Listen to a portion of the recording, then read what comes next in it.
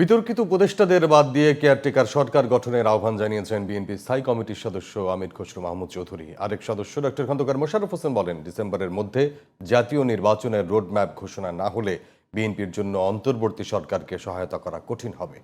বিকেলে দলের স্থায়ী কমিটির বৈঠক শেষে সংবাদ সম্মেলনে এসব কথা বলেন তারা। এর আগে সকালে দলের সিনিয়র যুগ্ম মহাসচিব রুহুল কবির রিজভী আহমেদ অভিযোগ করেন, অন্তর্বর্তী সরকার রাজনৈতিক দলগুলোকে প্রতিপক্ষ মনে করছে। আরও জানাচ্ছেন মনিরুজ্জামান। দেশের বর্তমান রাজনৈতিক পরিস্থিতিতে বৃহস্পতিবার বিকেলে বিএনপি চেয়ারপারসনের গুলশান কার্যালয়ে জরুরি বৈঠক করে দলটির স্থায়ী কমিটির সদস্যরা। বৈঠক শেষে সাংবাদিক সম্মেলনে দেশের বর্তমান পরিস্থিতির জন্য অন্তর্বর্তী সরকারকেই দায়ী করেন তারা। অন্তর্বর্তী সরকারের মূল লক্ষ্য জাতীয় নির্বাচন মন্তব্য করে স্থায়ী কমিটির সদস্য আমির খসরু মাহমুদ চৌধুরী বিতর্কিত উপদেষ্টাদের বাদ দিয়ে সরকারের পরিধি কমানোর আহ্বান জানান। আজকের যে অ্যাডভাইজারি কমিটি আছে এটাকে কমিয়ে কেয়ারটেকার মোডের দিকে যেতে হবে। সংখ্যা কমানোর কথা বলছে, বাড়ানোর কথা না।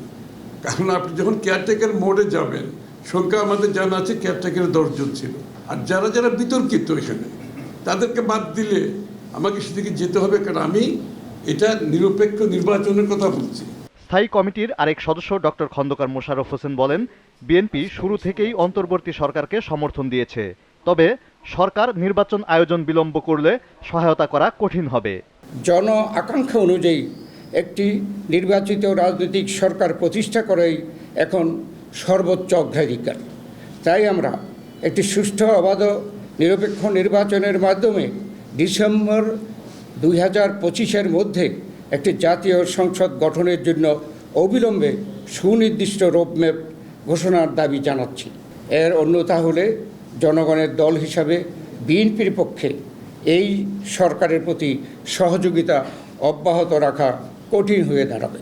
এদিকে দুপুরে নয়াপল্টনের কেন্দ্রীয় কার্যালয়ে সংবাদ সম্মেলনে সিনিয়র যুগ্ম মহাসচিব রুহুল কবির রিজভী অভিযোগ করেন, তারেক রহমানকে ছোট করতেই নিরাপত্তা উপদেষ্টা তার বক্তব্যে উদ্দেশ্য প্রণোদিতভাবে বিএনপির ভারপ্রাপ্ত চেয়ারম্যানের প্রসঙ্গ টেনেছেন।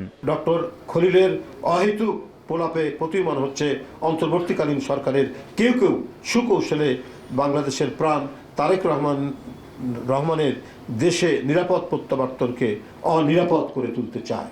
রাষ্ট্র নিয়ে পরীক্ষা নিরীক্ষার সুযোগ নেই মন্তব্য করে বিএনপি নেতারা বলেন, করিডর ইস্যুতে সরকারের অবস্থান এখনও অস্পষ্ট।